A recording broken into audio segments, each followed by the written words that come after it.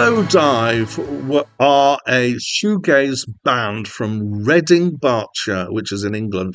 They were formed in 1989 and had a stint until 1995. Then they had a long gap and they reformed in 2014 and are, I believe, still going.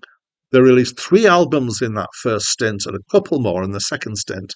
And they're fronted by Neil Halstead with Rachel Goswell not far behind. Halstead is the main songwriter. Hi, my name is Dan. So this is the second album by Slowdive. It's my first encounter with this album, and I think with the band. And it is described as shoegaze. And I've encountered this term before, but there is this kind of question, which is, what is shoegaze? Uh, First of all, I love it as the name of a genre because it just gives this picture of I understand it came from people on band who just on stage who didn't so much engage with the audience as look at their shoes while they played and just kind of played and left it there, and it was up to the audience as to how much they were going to engage with it. In this case, stylistically, I would say it's kind of, where are we? 1993. So we are coming towards indie rock, but it's kind of proto indie rock. So it's a forerunner of that. And the particular thing that I would say is a feature of that is the kind of thick curtain of washy guitars. That's one of the defining features of this musically.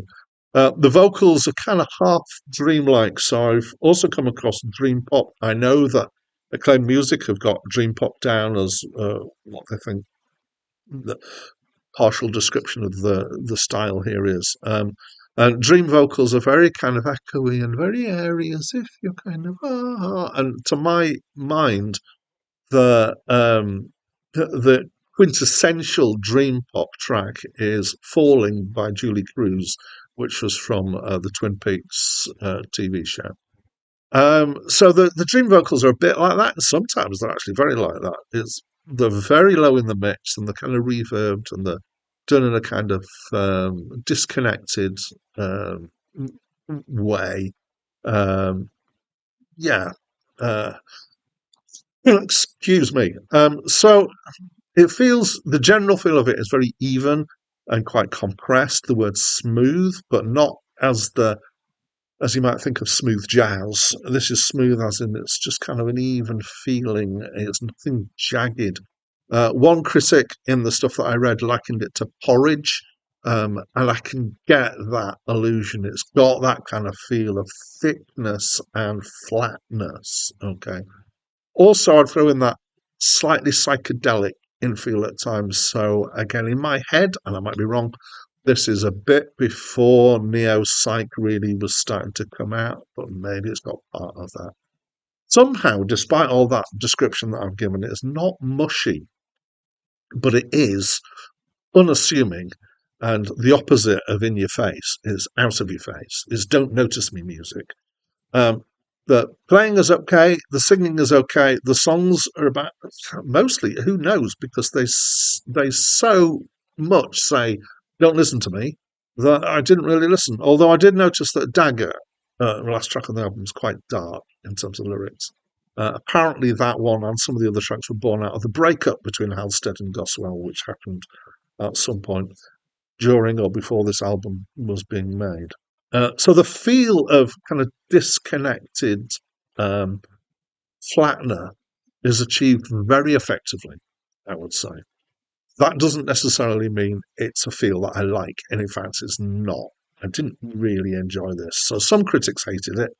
It came out at a time, apparently, when there was a backlash against this idea of shoegaze. Retrospectively, it's been reappraised, and people kind of come back to kind of, it's all right, really. Me, not my kind of thing. I'm on two ways. Firstly, I tend not to like this kind of don't look at me style of music. Um, uh, I could do if it had other things that made it appealing to me.